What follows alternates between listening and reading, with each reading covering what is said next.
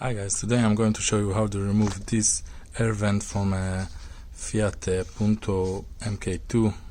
All you have to do is to take a flat screwdriver, push it in, and you hear this pop. You can see it's very important to take the black part out, not the gray part, and you need to do this in all four corners.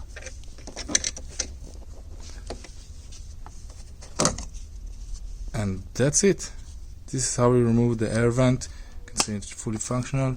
Thank you very much for watching. If the video was helpful, please give it a like.